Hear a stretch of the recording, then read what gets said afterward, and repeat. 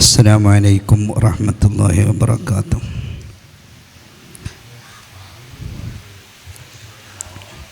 സമയം ഇസ്ലാമിക കർമ്മശാസ്ത്രവുമായി ബന്ധപ്പെട്ട മേഖലയാണ് നമ്മൾ ഇന്നിവിടെ ചർച്ചയ്ക്കുദ്ദേശിക്കുന്നത്. ഇസ്ലാമിലെ മിക്ക കർമ്മങ്ങൾക്കും കൃത്യമായ സമയനിർണയമുണ്ട്. നിസ്കാരമാണെങ്കിലും നോമ്പ്, ഹജ്ജ്, സക്കാത്ത് ഇങ്ങനെ തുടങ്ങി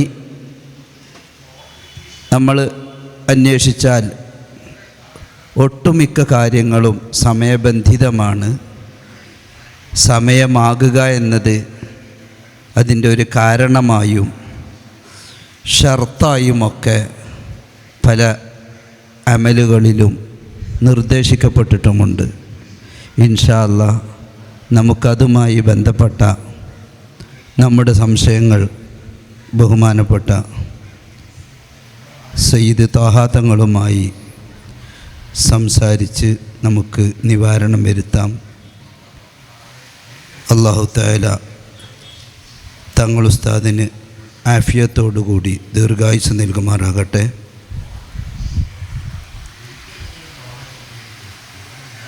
സമയത്തെക്കുറിച്ച് ഖുർആനിലും ഹദീസിലും ഒരുപാട് പ്രയോഗങ്ങൾ വന്നിട്ടുണ്ട്. സമയത്തിൻ്റെ പ്രാധാന്യത്തെക്കുറിച്ച്, സമയം നഷ്ടപ്പെട്ടു പോകുന്നതിനെക്കുറിച്ച് ഒരു 2 വാക്ക് തങ്ങളിൽ നിന്ന് പ്രതീക്ഷിക്കുന്നു. ബിസ്മില്ലാഹിർ റഹ്മാനിർ റഹീം. അൽഹംദുലില്ലാഹി റബ്ബിൽ ആലമീൻ. വസ്സലാത്തു വസ്സലാമു അലാ ഖാതിമിൻ നബിയ്യീൻ വആലി കുല്ലി വസ്സഹാബത്തി അജ്മഈൻ. അശ്ഹദു അൻ ലാ ഇലാഹ ഇല്ലല്ലാഹു വഅശ്ഹദു അന്ന മുഹമ്മദൻ അബ്ദുഹു വറസൂലുഹു. അമ്മാ ബഅദ്.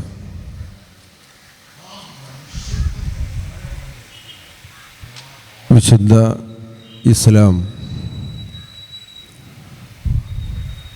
സമയം എന്നതിന് വലിയ പ്രാധാന്യം നൽകിയിട്ടുള്ള മതമാണ്. ഒരു സൂറത്തിൻ്റെ തുടക്കം തന്നെ വൽ ആസ്ർ, സമയം, കാലം സാക്ഷി, സത്യം എന്ന് പറഞ്ഞുകൊണ്ടാണ് തുടങ്ങുന്നത്. കാലത്തെ കുറിച്ച് സത്യം ചെയ്തുകൊണ്ട് പിന്നീട് പറഞ്ഞത്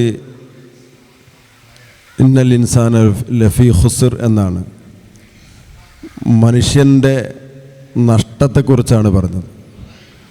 മനുഷ്യൻ്റെ നഷ്ടവും കാലവും തമ്മിൽ നല്ല ബന്ധമുണ്ട് എന്നുള്ളതാണ് ഈ ഒരായത്തിൻ്റെ ആ ഒരു പ്രയോഗത്തിൽ നിന്ന് നമുക്ക് മനസ്സിലാക്കാൻ സാധിക്കുന്നത്. കാലത്തെ പിടിച്ച് സത്യം ചെയ്യുക, എന്നിട്ട് മനുഷ്യൻ തീർച്ചയായും നഷ്ടത്തിലാണെന്ന് പറയാം.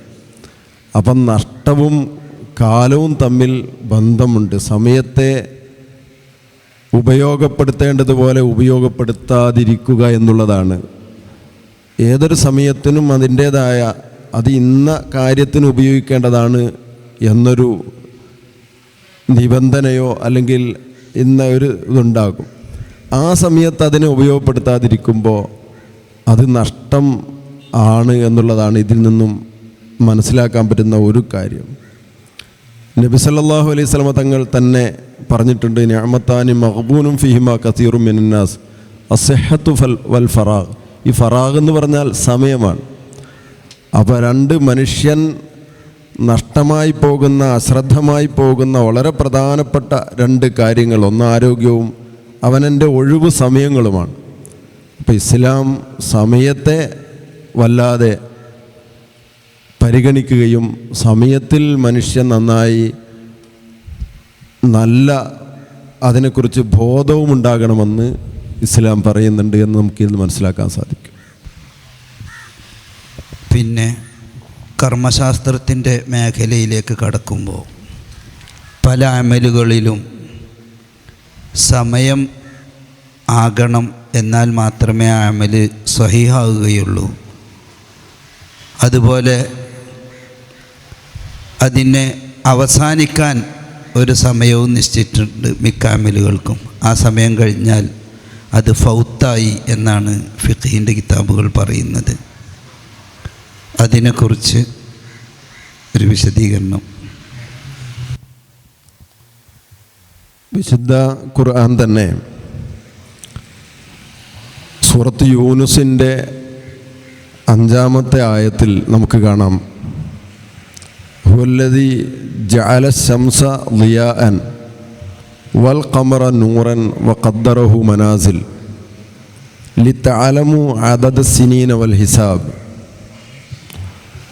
അല്ലാഹു സുബ്ഹാനഹു വതആല സൂര്യനെ പ്രഭാപൂരിതമായും ചന്ദ്രനെ പ്രകാശമായും നമുക്ക് സംവിധാനിച്ചു തന്നു. എന്നിട്ട് ആ ചന്ദ്രന് ഭ്രമണപഥങ്ങളും കൃത്യമായ അതിൻ്റെ ഓരോ മേഖലകളും അള്ളാഹു നിശ്ചയിച്ചു. ലി തഅലമു അദദ സിനീന വൽ ഹിസാബ്, നിങ്ങൾക്ക് വർഷങ്ങളുടെയും നിങ്ങളുടെ ജീവിതത്തിലെ ഓരോ കണക്കുകളെക്കുറിച്ചും അറിയാൻ വേണ്ടി.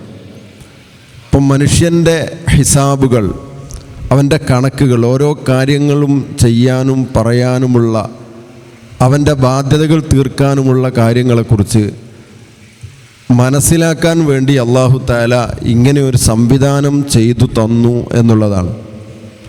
അപ്പോൾ മനുഷ്യൻ അല്ലാഹു സുബ്ഹാനഹു വതആല ഓരോ കാര്യങ്ങളും ചെയ്യാൻ വേണ്ടി സമയങ്ങളെ നിശ്ചയിച്ച് കൃത്യമായി സംവിധാനിച്ചു എന്ന് നമുക്ക് ഇതിൽ നിന്ന് മനസ്സിലാക്കാൻ സാധിക്കും. അപ്പോൾ സമയം എന്നത് മറ്റുള്ള ഒരാൾ ജീവിതത്തിൽ കുറേ കാര്യങ്ങൾ ചെയ്യുക എന്നല്ല, ചെയ്യേണ്ട സമയങ്ങളിൽ ഓരോന്നും ചെയ്യുക എന്നുള്ളതാണ്. അതുകൊണ്ട് തന്നെ എല്ലാ കാര്യങ്ങളിലും സമയത്തിൻ്റെ കൃത്യത, ഓരോ കാര്യങ്ങളും ചെയ്യാനുള്ള സമയങ്ങൾ എന്നുള്ളത് അള്ളാഹു നിശ്ചയിച്ച് തന്നിട്ടുണ്ട്.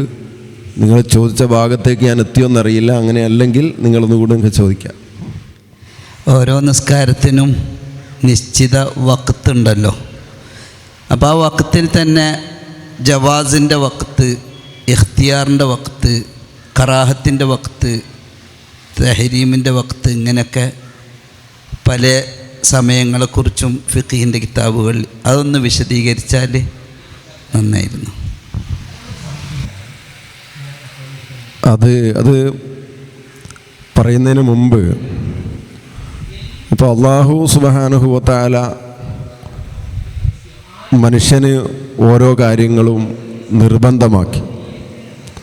നിർബന്ധമാക്കുമ്പോൾ അതിന് സമയങ്ങൾ നിശ്ചയിച്ചുകൊണ്ടാണ് അല്ലാഹു തആല ഓരോ കാര്യങ്ങളും നിർബന്ധമാക്കുന്നത്. ഈ സമയം നിശ്ചയിക്കുക എന്ന് പറയുമ്പോൾ ഇപ്പം നമുക്ക് അറിയാം, മനുഷ്യൻ്റെ ജനനം മുതൽ തന്നെ ഓരോ സമയങ്ങൾ നിശ്ചയിച്ചുകൊണ്ട് അവൻ്റെ പേരിലും അവൻ്റെ കാരണത്താലും പലതും ചെയ്യാൻ അല്ലാഹു തആല പറയുന്നുണ്ട്.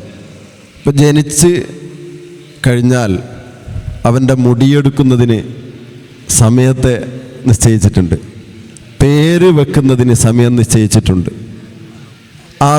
അഖീഖത്ത് അറവിന് അല്ലാഹു സമയം നിശ്ചയിച്ചിട്ടുണ്ട്. അത് പിന്നെ ജീവിതകാലം മുഴുവനും എന്ത് ചെയ്യാം, അത് ചെയ്യുന്നില്ലെങ്കിൽ പിന്നീട് ചെയ്യാനും അവസരങ്ങൾ നൽകുന്നുണ്ട്.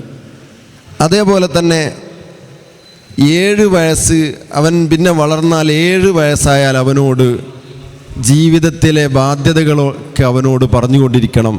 നീ ഇങ്ങനെ ചെയ്യണം, നീ ഇങ്ങനെയാണ് ആവേണ്ടത്, ഇത് ചെയ്യേണ്ടവനാണ് നീ, ഇത് ചെയ്യരുത് നീ എന്നൊക്കെ അവനോട് ഉണർത്തിക്കൊണ്ടിരിക്കാൻ അല്ലാഹു തആല സമയം നിശ്ചയിച്ചിട്ടുണ്ട്. 7 വയസ്സ് മുതൽ ഒന്നും കൽപ്പിക്കപ്പെടാത്ത, വിരോധിക്കപ്പെടാത്ത ഒരാളായി ഒരു കാട്ടിൽ ജനിച്ചവനെ പോലെ മനുഷ്യൻ വളരാൻ പാടില്ല. അതുകൊണ്ട് തന്നെ 7 വയസ്സ് മുതലാണ് അതൊക്കെ പറയാൻ അല്ലാഹു നിശ്ചയിച്ചത്. 7 വയസ്സിന് മുമ്പ് അങ്ങനെ ഒന്നും പറയേണ്ടതില്ല. അവൻ കണ്ട് കാര്യങ്ങളൊക്കെ മനസ്സിലാക്കുകയാണ് വേണ്ടത്. മാതാപിതാക്കൾ മാതൃകയാവുകയാണ് വേണ്ടത്. 7 വയസ്സിന് മുമ്പ് അവനെന്തും ചെയ്യാമെന്നല്ല, പക്ഷേ മാതൃകയായി കൊടുക്കേണ്ടതുണ്ട്. അതുപോലെ 10 വയസ്സാകുമ്പോൾ കുറച്ചുകൂടെ കർശനമായി വിഷയങ്ങൾ പറയണം എന്ന് പറയുന്നുണ്ട്. നേരെ 7 വയസ്സിൻ്റെ ഇതല്ല, കുറച്ചും കൂടി ഒന്ന് കർശനമായി നീ ചെയ്യണം കേട്ടോ എന്ന് പറയുന്ന രീതിയിലേക്ക് ഖുർആൻ പിന്നെ നമ്മൾ ഇസ്ലാം പഠിപ്പിക്കുന്നുണ്ട്. പിന്നെ 15 വയസ്സ്, ഇതൊക്കെ നിർബന്ധമായി അവൻ ചെയ്യണമെന്ന് പറയുന്നത് അതിനുണ്ട്. 15 വയസ്സ് 15 വയസ്സായി കഴിഞ്ഞാൽ ഉംറ കൊണ്ട്, പ്രായം കൊണ്ടൊരാൾ 15 വയസ്സായാൽ പിന്നീട് അവൻ സമൂഹത്തിൻ്റെ എല്ലാ കാര്യങ്ങൾക്കും ചോദ്യം ചെയ്യപ്പെടുന്നവനായി മാറി എന്നാണ് ഇസ്ലാം പറയുന്നത്. നമ്മളിപ്പോൾ ഇന്ന് നമ്മുടെ രാജ്യത്വം ഭൗതികമായിട്ടൊക്കെ 18 വയസ്സ് വേണം. അതിൻ്റെ ഒരു പൊല്ലാപ്പ് നമ്മൾ ഇപ്പോൾ കാണുന്നുണ്ട്. 17 വയസ്സുള്ള കുട്ടിയുടെ കാരണം കൊണ്ട് ഗർഭിണിയായി, അല്ലെങ്കിൽ 16 വയസ്സുള്ളവൻ ഒരാളെ കുത്തിക്കൊന്നു. ഇതൊക്കെ നമ്മൾ ഇന്ന് കണ്ടുകൊണ്ടിരിക്കാൻ. പക്ഷേ നിയമം കൊണ്ട് അവൻ്റെ പേരിൽ സ്ട്രിക്റ്റായിട്ടൊരു നടപടി എടുക്കാൻ കഴിയുന്നില്ല. അപ്പം തന്നെ ഇന്ന് സമൂഹം പറയുന്നുണ്ട് ഈ 18 വയസ്സല്ല ശരിക്കും വേണ്ടത്, കുറച്ചുകൂടെ ഒന്ന് താഴെ വരണം. കാരണം ഈ 18 ആകുന്നതിന് മുമ്പ് തന്നെ എന്താകുന്നുണ്ട്, മനുഷ്യൻ്റെ ഒരു പുരുഷൻ്റെ പുരുഷഭാവങ്ങളും സ്ത്രീയുടെ ഭാവങ്ങളൊക്കെ ഒരു മനുഷ്യന് രൂപീകരിക്കപ്പെടുന്നുണ്ട് എന്നുള്ളത് പ്രകൃതി തന്നെ നമ്മളോട് പറയുന്നുണ്ട്. അപ്പോൾ ഒരു 15 വയസ്സ് ആകുമ്പോഴാണ് അവനോട് ഈ കാര്യങ്ങളൊക്കെ നിർബന്ധമായിട്ട് കൽപ്പിക്കുന്നത്. ഒക്കെ സമയബന്ധിതമാണ്. അവൻ്റെ തടിയോ തൂക്കോ കിലോ എന്നല്ല. അവൻ ഇത്ര കിലോ ആയാൽ എന്ത് ചെയ്യണം, ഇത് ചെയ്ത് വരണം, ഇത്ര കിലോ ആകുന്നതിന് മുമ്പ് ഇത് ചെയ്യേണ്ടതില്ല എന്നുള്ളതല്ല.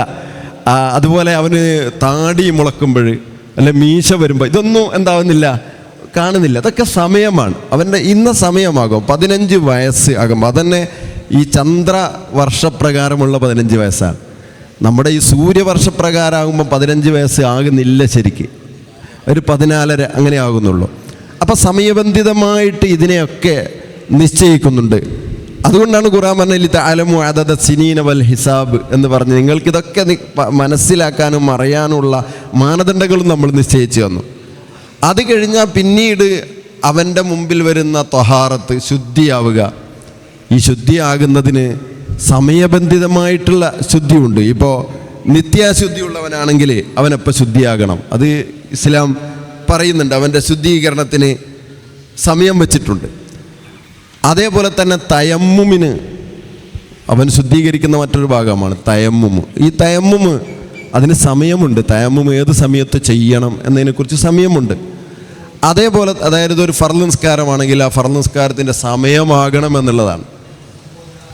നമ്മളെ ഏരിയയിലേക്കൊന്ന് കിടക്കണം നിസ്കാരത്തിൻ്റെ ജവാസിൻ്റെ. അതെ.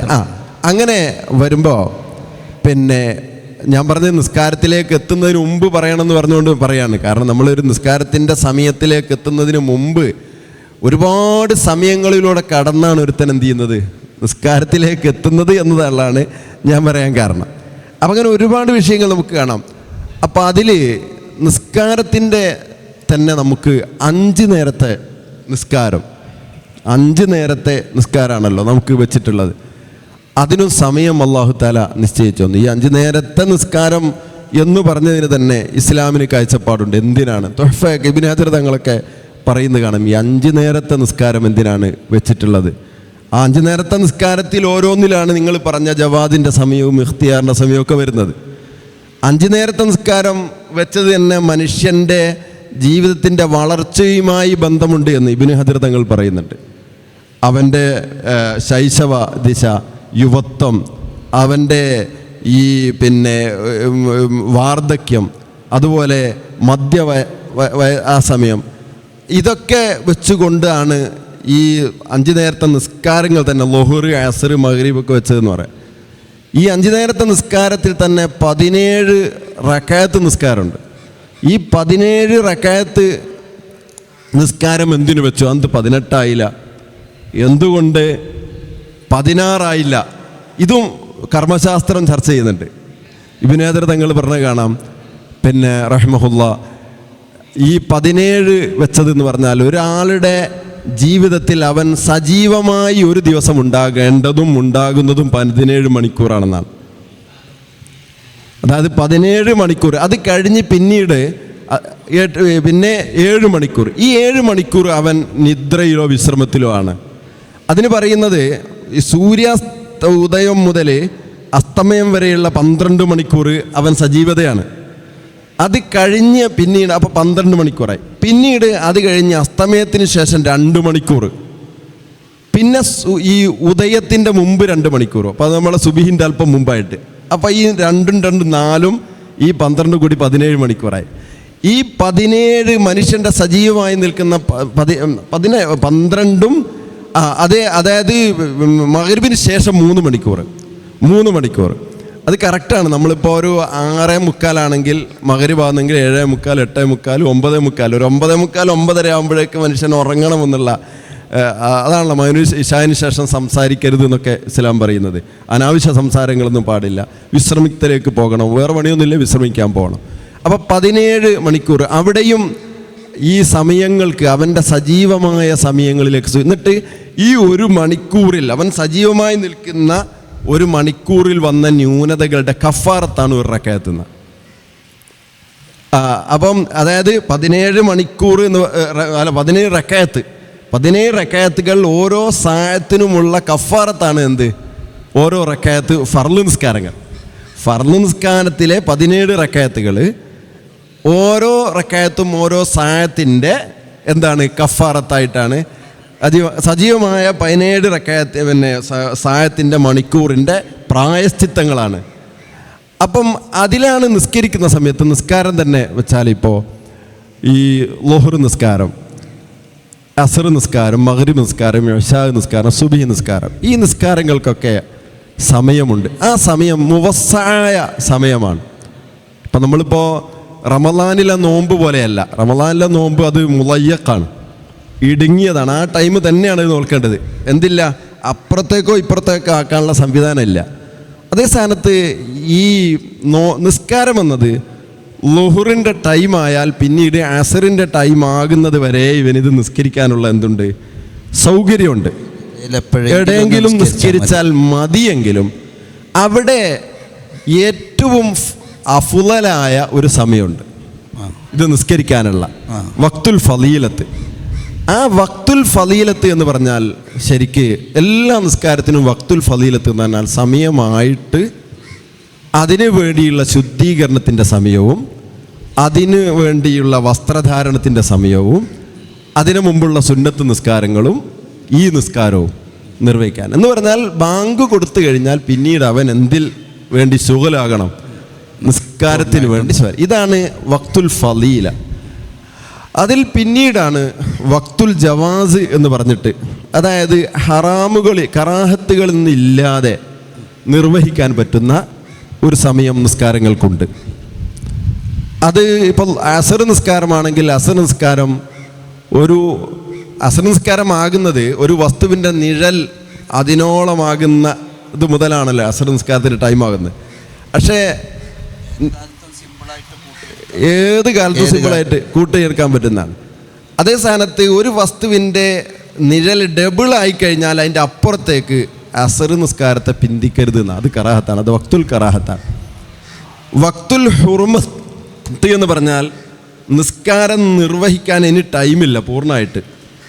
ഇനി അടുത്ത ബാങ്ക് കൊടുക്കുന്നതിന് മുമ്പ് 1 റക്അത്ത് നിസ്കരിക്കാനേ ടൈമുള്ളൂ, അല്ലെ 1.5 റക്അത്ത് നിസ്കരിക്കാനേ ടൈമുള്ളൂ. ഇങ്ങനെ അങ്ങോട്ട് നിസ്കാരം പിന്തിക്കുക എന്നുള്ളത് വക്തുൽ ഹുർമത്താണ്. അപ്പം ഈ സംഗതി എന്ന് പറഞ്ഞാൽ വക്തുൽ കറാഹത്ത്, വക്തുൽ ജവാസ്, വക്തുൽ ഹുർമത്ത് എന്നൊക്കെ പറഞ്ഞാൽ അതിലേക്ക് പിന്തിക്കൽ കറാഹത്താണ്, പിന്തിക്കൽ ഹറാമാണ് എന്നാണ് അതിൻ്റെ അർത്ഥം. അപ്പോൾ നിസ്കരിക്കൽ കറാഹത്താണെന്നല്ല. അതവിടെ നമ്മൾ കർമ്മശാസ്ത്രം നന്നായി മനസ്സിലാക്കേണ്ടത്. അതായത് നമ്മളിപ്പോൾ ഇസ്തിവായിൻ്റെ സമയത്ത് സൂര്യൻ മധ്യാഹ്നത്തിലെത്തുമ്പോൾ സുന്നത്ത് നിസ്കരിക്കുക എന്ന് പറഞ്ഞു. അപ്പം അവിടെ അത് നിസ്കരിക്കലാണ് കറാഹത്ത്, പാടില്ല എന്ന് പറഞ്ഞത്. നിസ്കരിക്കലാണ് പാടില്ലാത്തത്. പക്ഷേ അസർ മഗ്‌രിബോടടുപ്പിച്ച് അസർ നിസ്കരിക്കലല്ല കറാഹത്ത്. അസറിനെ അങ്ങോട്ട് പിന്തിച്ച തൗഹീറാണ് എന്ത്? മിൻഹൈസു തൗഹീറാണ് അവിടെ കറാഹത്ത്. നിസ്കരിക്കൽ നിർബന്ധം തന്നെയാണ്. മിൻഹൈസുൽ ഈഖ എന്തല്ല കറാഹത്ത് അല്ല. അത് മനസ്സിലാക്കേണ്ടതുണ്ട്. അപ്പോൾ അതുകൊണ്ടാണ് ആ സമയം, കാരണം മിൻഹൈസുൽ ഈഖ കറാഹത്താണെങ്കിൽ ആ നിസ്കാരം ചിലപ്പോൾ സഹിഹന്നാവില്ല. അവിടെ തന്നെ ഇപ്പോൾ ആ മധ്യാഹ്ന നേരത്ത് തന്നെ ഞാൻ നിസ്കരിക്കണമെന്ന് പറഞ്ഞ ഒരാൾ വാശി പിടിച്ച് നിസ്കരിച്ചാൽ ആ നിസ്കാരത്തിൻ്റെ ഇജ്സായിനെ അത് ബാധിക്കും.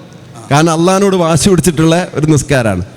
ഇവിടെ ഒന്നും എന്തില്ല, ഈ കറാഹത്തിൻ്റെ സമയത്ത് നിസ്കരിച്ചാൽ എന്തില്ല, അവിടെ ഞാൻ അപ്പോഴേ നിസ്കരിക്കുള്ളൂ എന്ന് വെച്ച് നിസ്കരിച്ചാലും തൗഹീർ ഹറാമ ആയിട്ട് വരും, അല്ലെ കറാഹത്തായിട്ട് വരും.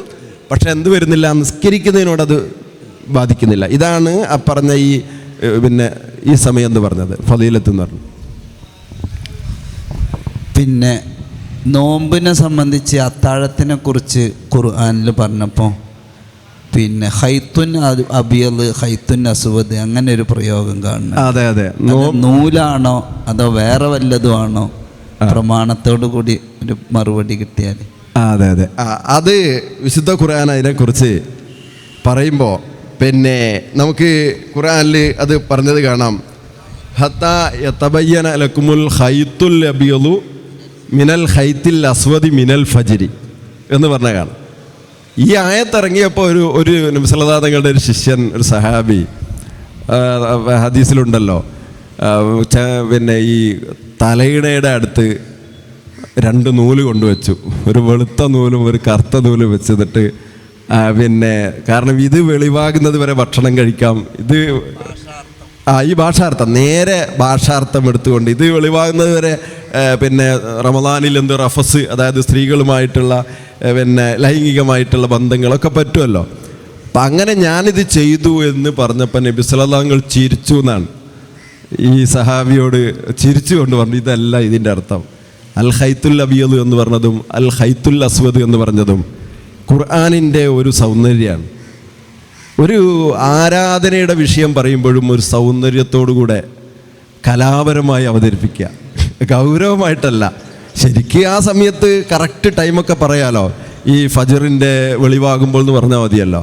അപ്പം അതൊന്നും പറയാതെ അൽ ഖൈത്തുൽ അബിയദ് അൽ ഖൈത്തുൽ അസ്വദ് എന്ന് കലാപരമായി കിനായത്തിൻ്റെ പ്രയോഗത്തിലൂടെ പറഞ്ഞപ്പോൾ അതൊരു വല്ലാത്തൊരു സൗന്ദര്യം, ഇസ്ലാമിൻ്റെ ഖുർആനിൻ്റെ സാഹിത്യം, ഭാഷയോടും അതുപോലെ തന്നെ സാഹിത്യത്തോടൊക്കെയുള്ള ഖുർആനിൻ്റെ അഭിനിവേശമാണ് അവിടെ മനസ്സിലാക്കി തരുന്നത്. കാരണം എന്താ വെച്ചാൽ ഇതിങ്ങനെ പറഞ്ഞാലും അവിടെ മനസ്സിലാക്കി കൊടുക്കാൻ ആളുണ്ടല്ലോ, ഇത് പറഞ്ഞു പോകല്ലോ. കാരണം പിന്നെ നബി സല്ലല്ലാഹു അലൈഹി വസല്ലം തുബയ്യിന ലിന്നാസി മാ നുസില ഇലൈഹിം, അവർക്ക് ഇറക്കപ്പെട്ട കാര്യം അങ്ങ് നന്നായി വിശദീകരിച്ചു കൊടുക്കണം എന്നാണല്ലോ. അപ്പോൾ അവിടെ വിശദീകരിച്ചു കൊടുക്കാൻ ആളവിടെ ഉള്ളത് കൊണ്ട് ആണല്ലോ ഇത് ഇത്ര ധൈര്യത്തിൽ പറയാൻ കഴിയുന്നത്. അതുപോലെ വമാ ആതാക്കും റസൂൽ ഫഖുദൂഹു, റസൂൽ എന്താണോ നിങ്ങൾക്ക് കൊണ്ടുതന്ന അത് പിടിക്കുക. അപ്പം ഈ ആയത്ത് ഇങ്ങനെ വന്നിട്ട് ജനങ്ങൾ പിഴച്ചു പോകുന്നൊരവസ്ഥയിൽ വരുന്നില്ല. കാരണം ഇപ്പുറത്ത് എന്തുണ്ട് ഇത് കാണിക്കാൻ. അപ്പോൾ ഖുർആനിൻ്റെ ഏത് ആയത്തുകളും ഹദീസുകളും ഒക്കെ തന്നെയാണ് നമ്മൾ എടുക്കുമ്പോൾ നബി സല്ലല്ലാഹു അലൈഹി തങ്ങളുടെയും സഹാബത്തിൻ്റെയൊക്കെ ആ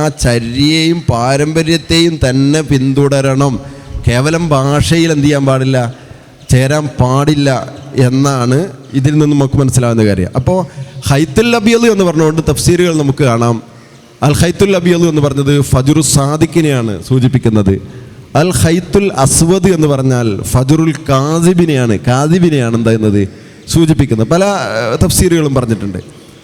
അത് പറയുമ്പോൾ ചിലപ്പം ഫജ്റു സാദിഖും ഫജ്റു കാസിബും എന്താന്ന് ചിലപ്പം നമ്മൾ ഫജ്ർ കാദിബ് പലപ്പോഴും കാണാൻ അവസരം ഉണ്ടായിട്ടില്ലായിരിക്കും. അത് കാണാൻ കഴിയോ? തീർച്ചയായിട്ടും കാണാൻ കഴിയും. ഫജ്റു സാദിഖും ഫജ്റുൽ കാദിബും തീർച്ചയായും നമുക്ക് കാണാൻ കഴിയും. അതിന് തെളിഞ്ഞ മാനവും ചക്രവാളം കാണാൻ പറ്റുന്ന ഒരു ഇടവുമാണ് അതിനാവശ്യം. തെളിഞ്ഞ മാനം വേണം, ചക്രവാളം കാണാൻ പറ്റുന്ന ഇടം. അപ്പം നമ്മൾ ഇവിടെ നിന്നൊക്കെ ഈ ചക്രവാളം നമ്മൾ കാണുന്നില്ല. കാരണം ഇവിടെ ഇപ്പം നമ്മൾ കിഴക്കോട്ട് നോക്കിയാൽ വലിയ വലിയ ഹൈമാസ് ലൈറ്റുകളൊക്കെ ഉള്ളതുകൊണ്ട് ലൈറ്റും മലയും മരങ്ങളും ഇതൊക്കെയാണ്. അതേ സ്ഥാനത്ത് ഒരു നേരെ നല്ല ഒരു മരുഭൂമി, അല്ലെങ്കിൽ നമ്മൾ കടലിൽ പോയാൽ പടിഞ്ഞാറൻ ചക്രവാളം കാണാൻ പറ്റുന്നത് പോലെ ചക്രവാളം കാണാൻ പറ്റുന്ന, കിഴക്കൻ ചക്രവാളം കാണാൻ പറ്റുന്ന സ്ഥലമാണെങ്കിൽ നമുക്ക് കാണാം. അത് കാണാനൊന്നുമില്ല. ഈ മുസ്തത്തിലായിട്ട് ഈ ഫജ്റുൽ കാദിബ് വരുന്നത് കുത്തനെയായിരിക്കും. നമ്മളൊരു പൂത്തിരിയൊക്കെ കത്തിച്ചതുപോലെ ഈ പൂത്തിരി കത്തിച്ച ആ പൂത്തിരിയുടെ മേൽഭാഗമാണ് കൂടുതൽ തിളങ്ങുക. മേശപ്പൂ അതെ, മേശപ്പൂ എന്നാണ് പറയുക. അപ്പോൾ അതിന് വെച്ച മേൽഭാഗം കൂടുതൽ തിളങ്ങും, അടിഭാഗത്ത് അത്ര പ്രകാശം ഉണ്ടാവില്ല. അതുപോലെയാണ് എന്തുണ്ടാവുക, ഈ ഫജ്റുൽ കാദിബ് ഉണ്ടാകുക. അത് നമുക്ക് അറിയാം. ഇങ്ങനെ ഒരു ഗോളാകൃതിയിലുള്ള ആണല്ലോ ഈ ഭൂമി.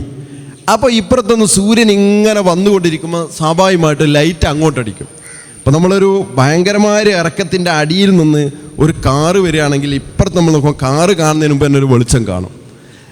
ഇത് ഇറക്കം ഇങ്ങനെയാണുള്ളത്, ഈ ഭൂമി ഇങ്ങനെയാണുള്ളത്. അപ്പം ഇങ്ങനെ വളഞ്ഞു വരുന്ന സൂര്യൻ്റെ പ്രകാശരശ്മി മേലോട്ടടിക്കുമ്പോൾ അതാണ് നമ്മൾ നീളത്തിൽ മുകളിലേക്ക് കാണുന്നത്. ആദ്യം അതാണ് കാണുക. അങ്ങനെ കണ്ടതിന് ശേഷം സൂര്യൻ അല്പം കൂടെ മുകളിലോട്ട് വന്നുകൊണ്ടിരിക്കുമ്പോൾ എത്തിക്കൊണ്ടിരിക്കുമ്പോൾ ഈ പ്രകാശം കുറച്ചുകൂടി ചക്രവാളത്തിലേക്ക് പ്രചരിക്കും, പരന്നു നിൽക്കും. ഈ പരന്നു നിൽക്കുന്നതാണ് ഫജ്റുൽ സാദിഖ്. അപ്പം ഫജ്റുൽ കാദിബും ഫജ്റുൽ സാദിഖും അത് രണ്ടും വ്യക്തമായിട്ട് നമുക്ക് മനസ്സിലാക്കാൻ സാധിക്കും, സാധിക്കാത്ത ഒന്നല്ല. അതോടൊപ്പം തന്നെ അവിടെ മനസ്സിലാക്കേണ്ടത് ഫിഖ്ഹിൻ്റെ ഗ്രന്ഥങ്ങളിൽ, കർമ്മശാസ്ത്ര ഗ്രന്ഥങ്ങളിൽ ഫജ്റുൽ കാദിബിന് ശേഷം ഇരുട്ടുണ്ടാകും, ളുൽമത്തുണ്ടാകുമെന്നും അതിനുശേഷമാണ് പിന്നീട് ഫജ്റുൽ സാദിഖിൻ്റെ വെളിച്ചം വരുന്നതെന്നും കാണാം. ഇത് യഥാർത്ഥത്തിൽ ബുദ്ധിപരമായി ചിന്തിക്കുമ്പോൾ ഇതിനൊരു വിയോജിപ്പ് നമുക്ക്. കാരണം ഈ സൂര്യൻ വെളിച്ചം വന്നുകൊണ്ടിരിക്കുമ്പോൾ അത് കുറയില്ലല്ലോ, അണയിലല്ലേ സൂര്യൻ പിറകോട്ട് പോകണം. മുകളിലേക്ക് ഇങ്ങനെ സൂര്യൻ ഉയർന്നുകൊണ്ടിരിക്കുമ്പോഴാണ് നമ്മൾ ഫജ്റുൽ കാദിബ് നേരെ കുത്തനെ ടോർച്ചടിച്ചതുപോലെ കാണുന്നത്. അപ്പം പിന്നീട് ഫജ്റുൽ കാദിബ് എന്ത് ചെയ്യുന്നു, അത് ഇരുട്ടായതിന് ശേഷം ഒരു നിസ്ഫു സായത്തെങ്കിലും ഇരുട്ടായി പിന്നീട് എന്ത് വരുന്നു, ഈ മുഴത്തരിളായിട്ട് പിന്നെ പരന്നുകൊണ്ട് ഫജ്റുൽ സാദിഖ് വരുന്നു എന്നാണ്. അപ്പം അതെങ്ങനെയെന്നുള്ള ബുദ്ധി കൊണ്ട് അവിടെ ഒരു പ്രശ്നമുണ്ട്. പിന്നെ എല്ലാ ഫിഖ്ഹിൻ്റെ കിതാബിലും അത് കാണും. അത് നോക്കുമ്പോൾ നമുക്ക് അവിടെ ഒരു സംശയം ഉണ്ടാകും. അതുകൊണ്ട് ഞാൻ ഒന്ന് ശ്രദ്ധയപ്പെടുത്തിയെന്ന് മാത്രം. ളുൽമത്ത്, ഇതിൻ്റെ രണ്ടിൻ്റെയും ഇടയിൽ ളുൽമത്ത് വരാൻ പാടില്ലല്ലോ, സൂര്യൻ ഉയർന്നുകൊണ്ടിരിക്കുകയല്ലേ. അപ്പം അത് പറയുന്നത് വെച്ചാൽ ഈ ആദ്യം ഈ നേരിയ പ്രകാശം വന്ന് ആ പ്രകാശം മുകളിൽ മൊത്തം പ്രചരിക്കുമ്പോൾ അത് പിന്നെ ഇരുട്ടായി തോന്നുകയാണ്. ഒരു ഇരുട്ടിൽ ഒരു ഭാഗത്ത് മാത്രം വെളിച്ചാകുമ്പോഴാണല്ലോ നമുക്ക് എന്ത് തോന്നുന്നത്, വെളിച്ചാണെന്ന് തോന്നുന്നത്. അതെല്ലാ സ്ഥലങ്ങളിലേക്കും വരുമ്പോഴേക്ക് പിന്നെ എന്ത് ചെയ്യുന്നു, അത് ഈ ഇരുട്ട് ആയിട്ട് നമുക്ക് ഫീൽ ചെയ്യാണ്. യഥാർത്ഥത്തിൽ എന്തല്ല, അത് ഇരുട്ടല്ല. പിന്നെ കുറച്ചുകൂടി ഫജ്റുൽ സാദിഖിൻ്റെ സമയമാകുമ്പോഴേക്ക് ചക്രവാളം മുഴുവൻ എന്ത് ചെയ്യുന്നു, നന്നായി വ്യാപിച്ച വെളിച്ചം വരുന്നു. ആ വെളിച്ചാണ് യഥാർത്ഥത്തിൽ ഫജ്റുൽ സാദിഖ്. പിന്നെ ദുലൂക്കു ഷംസ് എന്നൊരു പ്രയോഗം, ജുലഫും മിനല്ലൈലി, അതൊക്കെ ഒന്ന് പറഞ്ഞെന്നാൽ. അഖിമിസ്സലാത്ത ലിദുലൂക്കി ശംസി, ഖുർആൻ പറഞ്ഞ ഒരു പ്രയോഗമാണ്. നിസ്കരിക്കാൻ വേണ്ടി അഖിമിസ്സലാത്ത ലിദുലൂക്കി ശംസി ഇലാ ഗസഖിൽ ലൈലി വ ഖുർആനൽ ഫജ്രി ഇന്ന ഖുർആനൽ ഫജ്രി കാന മശ്ഹൂദ. അവിടെ ദുലൂക്കു ശംസ് എന്നാണ് പറഞ്ഞത്. യഥാർത്ഥത്തിൽ നമുക്ക് ഖുർആനിൽ നോക്കിയാൽ ഈ 5 നേരത്തെ നിസ്കാരത്തെ ഖുർആനിൽ നേരിട്ട് നമ്മൾ വ്യക്തമായിട്ട് വാളിഹായി പറയുന്നത് നമുക്ക് കാണാൻ കഴിയുന്നില്ലല്ലോ. അപ്പോൾ ഖുർആനിൽ പിന്നെ ഇവിടെ പ്രയോഗിച്ച ഒരു പ്രയോഗം അഖിമിസ്സലാത്തലി ദുലൂക്ക് ശംസ്. ദുലൂക്ക് എന്നതിന് അതിൻ്റെ മാന ദുലൂക്കു ശംസിന് വേണ്ടി ആ സമയത്ത് നിങ്ങൾ അതുണ്ടായിക്കഴിഞ്ഞാൽ നിങ്ങൾ നിസ്കരിക്കണം എന്നാണ്. അവിടെ നമ്മൾ ദുലൂക്ക് എന്ന് പറഞ്ഞാൽ പല തഫ്സീറുകളും കാണാം, സവാല് മുതൽ ഖുറൂബ് വരെയാണ്. കാരണം ഈ ദുലൂക്ക് എന്നതിന് സവാല് എന്നും അർത്ഥമുണ്ട്, ഖുറൂബ് എന്നും അർത്ഥമുണ്ട്. ഈ രണ്ടർത്ഥമുള്ളൊരു മുസ്തറക്കായിട്ടുള്ള ഒരു പദമാണ് ഇത് ദുലൂക്ക്. അപ്പം അള്ളാഹു എന്ത് ചെയ്യുന്നു വെച്ചാൽ ദുലൂക്ക് എന്ന് ഉപയോഗിച്ചിട്ട് കൂടുതൽ നിസ്കാരങ്ങളെ അതിൽ ഉപയോഗപ്പെടുത്തുക. അതായത് ളുഹറിനെയും അസറിനെയും പെടുത്തുക. ദുലൂക്ക് എന്ന ഒറ്റ പ്രയോഗത്തിൽ ളുഹറിനെയും അസറിനെയും ഉൾപ്പെടുത്തുക എന്നുള്ളതാണ് ദുലൂക്ക്. അല്ലെങ്കിൽ അഖിമിസ്സലാത്തലി സവാലി ശംസി എന്ന് പറഞ്ഞാൽ മതിയായിരുന്നു, അപ്പോൾ പിന്നെ ളുഹറേ പെടുള്ളൂ. അതേ സ്ഥാനത്ത് അസറിനെ മാത്രം പെടുത്താൻ വേണ്ടിയുള്ളൊരു പ്രയോഗം പ്രയോഗിച്ചു കഴിഞ്ഞാൽ ഒരു പദത്തിൽ 2 നിസ്കാരം വരുന്നില്ല. അപ്പം എന്ത് ചെയ്യുന്നു, രണ്ടിനും കൂടി പ്രയോഗിക്കാൻ പറ്റുന്ന അമ്മായിട്ടും അർത്ഥമുള്ള ദുലൂക്ക് എന്ന പദത്തെ എന്ത് ചെയ്യുന്നു, ഖുർആൻ ഉപയോഗിക്കുന്നു. അപ്പോൾ അതിൽ ളുഹറും അസറും വരുന്നു. പിന്നെ ഇല ഗസഖിൽ ലൈലി എന്ന് പറയുന്നു. ഈ ഗസഖിൽ ലൈലി എന്ന് പറഞ്ഞാൽ 2 അർത്ഥം ഗസക്കിനുണ്ട്. അതായത് ദുഹൂലുൽ ളുൽമത്ത്, ഇരുട്ട് കിടക്കുക എന്നും അർത്ഥമുണ്ട്. ശിദ്ദത്തുൽ ളുൽമത്ത് എന്നും എന്തിന് ഗസക്കിന് അർത്ഥമുണ്ട്. അപ്പം ദുഹൂലുൽ ളുൽമത്ത് എന്ന് പറഞ്ഞുകൊണ്ട് മഗ്രിബ് വിട്ട്, ശിദ്ദത്തുൽ ളുൽമത്ത് എന്ന് പറഞ്ഞാൽ എന്തും വിട്ട്, ഇശാവും വിട്ട്. അപ്പം ഈ ഗസഖുൽ ലൈലി എന്ന ഒറ്റ പദം കൊണ്ട് തന്നെ 2 നിസ്കാരത്തെ അതിൽ ഉൾപ്പെടുത്തുകയാണ്. പിന്നെ ഖുർആനുൽ ഫജ്രി, ഫജ്ർ നിസ്കാരമായി. അപ്പം 5 നേരത്തെ നിസ്കാരം അതിൽ വന്നു. അപ്പം അല്ലാഹു സുബ്ഹാനഹു വ തആല ആ ആയത്തിനെ വളരെ വളരെ നല്ല ഒരു സൗന്ദര്യത്തോടുകൂടെ ചെറിയ പദങ്ങളിൽ എല്ലാത്തിനെയും ഉൾപ്പെടുത്തി. അത് യഥാർത്ഥത്തിൽ ഈ നിസ്കാരങ്ങൾക്ക് സിമ്പിളാണ് എന്ന് സൂചിപ്പിക്കാനാണ്. ഇത് 5 നേരത്തെ നിസ്കാരം എണ്ണി പറയുമ്പോഴേ ഇതൊക്കെ നമുക്ക് കഴിയുമെന്ന് തോന്നുമല്ലോ. ഖുർആൻ എന്ത് ചെയ്യുന്ന വെച്ചാൽ സിമ്പിളായിട്ട് 7 ദിവസം എന്ന് പറഞ്ഞ് ചുരുക്കിയിട്ട് ഒരാഴ്ച എന്ന് പറഞ്ഞ് എന്ന് പറയുന്ന ഒരു രൂപത്തിൽ, അതായത് വളരെ എളുപ്പമാക്കാൻ വേണ്ടിയിട്ട്. അല്ലാതെ അത് ഇതേ പ്രയോഗം തന്നെ ശരിക്കും നമുക്ക് നിങ്ങൾ നേരത്തെ ചോദിച്ച ദുലഫം മിനല്ലയിൽ നമുക്ക് കാണാൻ കഴിയും. അഖിമിസ്സലാത്ത തർഫൈൻ നഹാരി വ ദുലഫം മിനല്ലയിൽ, അവിടെയും ഈ 5 നേരത്തെ നിസ്കാരത്തെ ചുരുങ്ങിയ വാക്കിലാണ് ഉൾപ്പെടുത്തുന്നത്. ഈ 2 വാക്കിലാണ് ഉൾപ്പെടുത്തുന്നത്. ഈ 2 വാക്കിലൊക്കെ ഉൾപ്പെടുത്തുന്നതുകൊണ്ട് ഉദ്ദേശം എന്നാൽ മുക്കല്ലഫായ മനുഷ്യ, നീ ഇതൊരു വലിയ ഭാരമായി കാണല്ല, ഈ വളരെ സിമ്പിളായിട്ട് നിർവഹിക്കാം. നീ അതിലേക്ക് മുഴുകിക്കഴിഞ്ഞാൽ നിൻ്റെ ജോലികൾക്കോ നിൻ്റെ ദൈനംദിന വ്യവഹാരങ്ങൾക്കോ ഒന്നും ഇതെന്തല്ല, തടസ്സമല്ല എന്നുള്ളതും കൂടെ സൂചിപ്പിക്കാനാണ് ഈ രൂപത്തിൽ. അപ്പം സുലഫൻ, അവിടെ നിങ്ങൾ ചോദിച്ചല്ലോ സുലഫ് അഖിമിസ്സലാത്ത തർഫൈൻ നഹാർ, ഒരുപാട് തഫ്സീറുകളുണ്ട്. അതിൽ നമുക്ക് പിന്നെ തഫ്സീർ ജലാലീനെയൊക്കെ എടുത്തു കഴിഞ്ഞാൽ അവിടെ നമുക്ക് കാണുന്ന തഫ്സീറല്ല നമ്മൾ തുബരിയിൽ കാണുന്നത്. ഒരേ തഫ്സീർ തന്നെ ഒരുപാട് വിശദീകരണങ്ങൾ കാണാം. അവിടെ നമുക്ക് കുറച്ചുകൂടി എളുപ്പത്തിൽ പറയുന്ന തർഫൈൻ നഹാർ എന്ന് പറഞ്ഞുകൊണ്ട് ലുഹറും അസുറാന്നും, സുലഫ് എന്ന് പറഞ്ഞുകൊണ്ട് ജമ്മായതുകൊണ്ട് അതിൽ 3 നിസ്കാരം വേണം. ഇരുട്ടിലുള്ള 3 നിസ്കാരങ്ങൾ. അതേതാണ്? 1 മഗ്രിബ്, 1 ഇശാ, 1 സുബ്ഹി എന്നുള്ളത്. സുൽഫത്തിൻ്റെ ജമ്മാണല്ലോ സുലഫ്. അപ്പം എന്തായാലും അവിടെ 3 വേണം. അപ്പോൾ എന്ത് ചെയ്തു?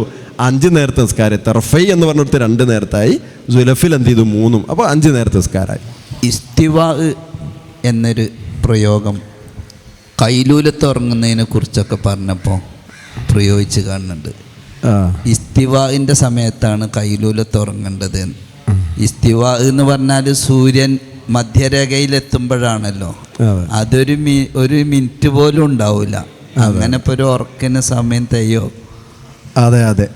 അപ്പോൾ നമ്മളിപ്പോൾ ഇസ്തിവായിൻ്റെ നേരത്തെ ഏകദേശം ഉള്ളത്. ഇസ്തിവാ കഴിഞ്ഞ ലോഹറ് പിന്നെ വാങ്ക് കൊടുത്താലെന്ന് പറഞ്ഞാൽ ഇസ്തിവാ കഴിഞ്ഞു, സൂര്യൻ മധ്യാഹ്നത്തിൽ നിന്ന് തെറ്റിക്കഴിഞ്ഞിട്ടുണ്ട്. അപ്പം ശരിക്കും ഇസ്തിവായിൻ്റെ നേരത്ത് എന്ന് പറഞ്ഞാൽ ഇസ്തിവായിൻ്റെ നേരം സൂര്യൻ വളരെ വളരെ വേഗതയിൽ, ഭൂമിയാണ് കറങ്ങുന്നതെങ്കിലും നമ്മുടെ കാഴ്ചയിൽ ഭൂമി കറങ്ങുന്നതുകൊണ്ടാണ് സൂര്യൻ പടിഞ്ഞാറോട്ട് പോകുന്നത്. അപ്പോൾ ആ പടിഞ്ഞാറോട്ടുള്ള സൂര്യൻ്റെ ആ ഗമനത്തിൻ്റെ വേഗത എന്ന് പറഞ്ഞാൽ നമുക്കറിയാം, 1 സെക്കൻഡിൽ സൂര്യൻ പോയിക്കൊണ്ടിരിക്കുന്നത് 10,900 കിലോമീറ്റർ സ്പീഡിലാണ്.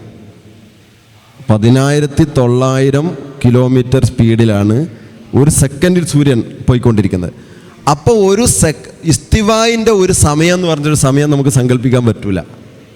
കാരണം ഇസ്തിവായിൻ്റെ നേരം എന്ന് പറയുമ്പോഴേക്ക് സൂര്യൻ എന്തായിട്ടുണ്ടാവും? അവിടുന്ന് പോയിട്ടുണ്ടാകും. അപ്പം നമുക്ക് ഫുഖഹാക്കൾ കർമ്മശാസ്ത്രത്തിൽ പറഞ്ഞ് കാണാം, ഇബ്നു ഹജർ തങ്ങളടക്കം പറഞ്ഞത് കാണാം. അവിടെ ഈ ബി ഹസ്ബിമ യൽഹറുലന, നമുക്ക് വെളിവാകുന്ന ഒരു നിലക്ക് എന്നാണെന്ന് പറഞ്ഞുകൊണ്ട് ഇബ്നു ഹജർ തങ്ങൾ അവിടെ നമുക്ക് വിശദീകരിച്ച് കാണാം. അപ്പോൾ ഒരു കൃത്യമായ ഇസ്തിവാവും കണിശമായ ഒരു സമയത്തൊന്നുമില്ല, ഇതിൽ ലേശൊരു ലൂസാണ്. അതെ അതെ അതെ.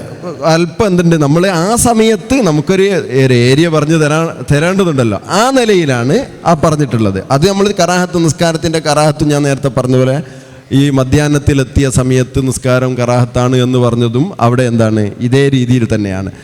അതിലേതെങ്കിലും ഒരു ഭാഗത്ത് നിസ്കാരം എന്താകുക, സംഭവിക്കുക എന്നുള്ളതാണ്. ഇപ്പോൾ 2 റക്അത്ത് നിസ്കരിക്കുമ്പോൾ മധ്യാഹ്നത്തിൽ തന്നെ നിന്നുകൊണ്ട് നിസ്കരിക്കാൻ ഇസ്തിവായിൻ്റെ നേരത്ത് തന്നെ 2 റക്അത്ത് നിസ്കരിച്ച് തീർക്കാൻ കഴിയില്ല. അപ്പോഴേക്ക് ഇസ്തിവാ കഴിഞ്ഞു പോകും. അപ്പം അതിൽ നിസ്കാരത്തിൻ്റെ ഏതെങ്കിലും ഒരു ഭാഗത്ത് എന്ത് വരിക, ഈ ഇസ്തിവാവ് വരിക എന്നുള്ളതാണ്. അതുപോലെ നമ്മൾ വേറെയും സമയങ്ങളുണ്ടല്ലോ, 5 സമയം കറാഹത്തായ സമയം പറയലുണ്ട്. അതൊന്ന് വിശദീകരിച്ചാൽ. സുബ്ഹിൻ്റെ ശേഷമോ? സുബ്ഹിൻ്റെ ശേഷം, അതുപോലെ അസുറിന് ശേഷം. സുബ്ഹിൻ്റെ ശേഷം എന്ന് പറഞ്ഞു കഴിഞ്ഞാൽ സുബ്ഹി നിസ്കരിച്ചതിന് ശേഷം സൂര്യോദയം വരെ, അസർ നിസ്കാരത്തിന് ശേഷം മഗ്രിബ് പിന്നെ വരെയുള്ള സമയം, കാരണമില്ലാത്ത നിസ്കാരങ്ങൾ, അതുപോലെ മധ്യാഹ്ന സമയത്ത് കാരണമില്ലാത്ത നിസ്കാരങ്ങൾ, അതാണ് മുന്തിയ കാരണമില്ലാത്ത നിസ്കാരം എന്ന് പറഞ്ഞാൽ. ശേഷം കാരണം വരുന്ന നിസ്കാരങ്ങൾ പറ്റില്ല. ഇപ്പം നമ്മൾ ഇഹ്റാമിൻ്റെ സുന്നത്ത് നിസ്കാരം, അതിപ്പോൾ നമ്മൾ അസർ നിസ്കരിച്ചാണ് ഇഹ്റാം ചെയ്യുന്നതെങ്കിൽ ഇഹ്റാമിൻ്റെ സുന്നത്ത് നിസ്കാരം പിന്നെന്തില്ല, നമുക്ക് ആ സമയത്തില്ല. അതുപോലെ യാത്രയുടെ സുന്നത്ത് നിസ്കാരം നമ്മൾ സുബ്ഹിൻ്റെ ശേഷം പിന്നെ നിസ്കാരമൊക്കെ കഴിഞ്ഞ കറാഹത്തിൻ്റെ സമയത്താണ്. അപ്പോൾ യാത്ര പിന്നീടാണല്ലോ വരുന്നത്, നിസ്കാരം കഴിഞ്ഞതിൻ്റെ ശേഷം കാരണം ഉണ്ടാകുന്നത്. അപ്പോൾ ആ നിലക്ക് അതേ സ്ഥാനത്ത് തഹിയ്യത്ത് നിസ്കരിക്കാം. തഹിയ്യത്ത് പള്ളിയിൽ കയറി ഏത് സമയത്ത് എന്ത് ചെയ്യാം, നിസ്കരിക്കാം. കാരണം നേരത്തെയാണ്. പിന്നെ സമയം നിർണ്ണയിക്കാനുള്ള പഴയ കാലത്തെ സംവിധാനങ്ങൾ എന്തൊക്കെയായിരുന്നു? നമ്മൾ പള്ളികളിലൊക്കെ ബാങ്ക് കൊടുക്കാൻ ഇപ്പോൾ ളുഹുറായോ അസറായോ മഗ്രിബായോ ഇതൊക്കെ അറിയാനുള്ള പഴയ കാലത്ത് ഈ ക്ലോക്കും വാച്ചുകളും ഇപ്പം എല്ലാവരുടെ കയ്യിലും മൊബൈലൊക്കെ സെക്കൻഡ് തന്നെ കൃത്യമായിട്ട് അറിയും. പഴയ കാലത്തെ സംവിധാനങ്ങൾ ജനങ്ങൾ അറിഞ്ഞിരുന്നത് അത് പിന്നെ അതിനെക്കുറിച്ച് പറയുന്നതിന് മുമ്പ് ഇന്ന് നമുക്ക് അള്ളാഹു തന്നിട്ടുള്ള സംവിധാനങ്ങളും സൗകര്യങ്ങളിലും നമ്മൾ അങ്ങേയറ്റം നന്ദിയും ശുക്റും, എന്നിട്ട് പോലും നമുക്കിതൊന്നും ചെയ്യാൻ കഴിയാതെ പോകുന്നു എന്നുള്ള ഒരു കുറ്റബോധത്തോടു കൂടിയാണ് നമ്മളത് പറയേണ്ടി വരിക. നമ്മളൊക്കെ ഓർമ്മ ഉണ്ടാകും, ചെറുപ്പത്തിൽ ഉമ്മ തണൽ, ഈ ഇറയിൽ നിന്ന് വരുന്ന തണൽ അളക്കാൻ വേണ്ടി പറയാറുണ്ടായിരുന്നു. അങ്ങനെ നിന്നിട്ട് അതുപോലെ നമ്മളോട് നിന്നിട്ട് ആ തണൽ എത്രയുണ്ട് എന്ന് അളക്കാൻ വേണ്ടി പറയും. നമ്മളത് കാല് വെച്ച് അളന്നു കൊടുക്കും. എന്തിനാണ് അവർ കാല് വെച്ച് അളന്നു കൊടുക്കാൻ പറഞ്ഞത് നമുക്ക് അന്ന് മനസ്സിലായിട്ടുണ്ടായിരുന്നില്ല. അപ്പം തണലുകളെ കാല് വെച്ച് അളന്നുകൊണ്ട് സമയം നിശ്ചയിച്ചിട്ടുണ്ടായിരുന്നു. രാത്രി കാലങ്ങളിൽ പഴയ കാലത്ത് നമുക്ക് കിതാബുകളിൽ കാണാം ദിക്റുകൾ, അതുപോലെ ഖുർആൻ, ഇത്ര ഖുർആൻ ഓതിയാൽ അല്ലെ ഇത്ര ജോലി ചെയ്താൽ, ഇത്ര കാര്യങ്ങൾ ചെയ്ത്, അടുക്കള ജോലി ചെയ്യുന്ന സ്ത്രീകൾ ഇത്ര കാര്യങ്ങൾ ചെയ്ത് കഴിഞ്ഞാൽ ഇത്ര സമയമാണ് എന്നൊക്കെയുള്ള രൂപത്തിൽ. അത് ഞാൻ അറിയുന്നൊരു സ്ത്രീ ഉണ്ട്. അപ്പോൾ വീട്ടിൽ സാധാരണ ഉണ്ടാക്കുന്ന പത്തിരിൻ്റെ ഒരു പണിയുണ്ട്. അപ്പോൾ ഒരു ദിവസം പത്തിരി ഉണ്ടാക്കി കഴിയുമ്പോൾ 7 യാസീൻ ഓതിത്തീരും സ്ഥിരമായിട്ട്. അപ്പോൾ ഇതൊക്കെ പഴയ കാലത്ത് ഉപയോഗപ്പെടുത്തിയിരുന്ന ഓരോ രീതി അവർ ഉപയോഗപ്പെടുത്തും. മറ്റൊന്ന്, വൈകുന്നേരത്ത് നമ്മൾ ചെറുപ്പത്തിൽ വാപ്പയുടെ കൂടെ നോമ്പ് തുറക്കാനിരിക്കുമ്പോൾ ഞങ്ങളവിടെയൊക്കെ ചെമ്പോത്ത് എന്ന് പറയുന്ന, ഇവിടെ എന്താ പേരെന്നറിയില്ല, ഒരു കറുപ്പും അല്പം വേറൊരു കളറുമായിട്ടുള്ളൊരു പക്ഷിയുണ്ട്, ഒരു കാക്കൻ്റെ രൂപത്തിലുള്ള ആ പക്ഷി ഒരു കരയും വൈകുന്നേരം മഗ്രിബിൻ്റെ നേരത്ത്. അപ്പം ബാപ്പ പറഞ്ഞു തരാറുണ്ട്, അത് മഗ്രിബിൻ്റെ സമയമാകുമ്പോഴാണ് ആ പക്ഷി എന്താകാറ്, കരയാറ് എന്ന് പറയാം. അത് ഏകദേശം ക്ലിയർ ആവാറുണ്ട്. അത് കഴിഞ്ഞ ഉടനെ മഗ്രിബ് ബാങ്ക് എന്ത് ചെയ്യും, കൊടുക്കുകയും ചെയ്യും.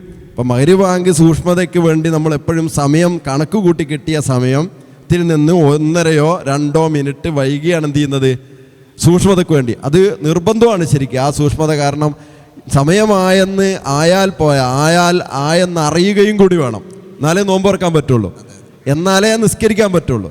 അപ്പോൾ ആയെന്ന് ഉറപ്പ് വരുത്തുക എന്നുള്ളത്, അത് നമ്മൾ കണക്ക് കൂട്ടിയ സമയം കഴിഞ്ഞിട്ട് 1-2-3 മിനിറ്റ് നമ്മൾ വെയിറ്റ് ചെയ്യേണ്ടത് നിർബന്ധമാണ്.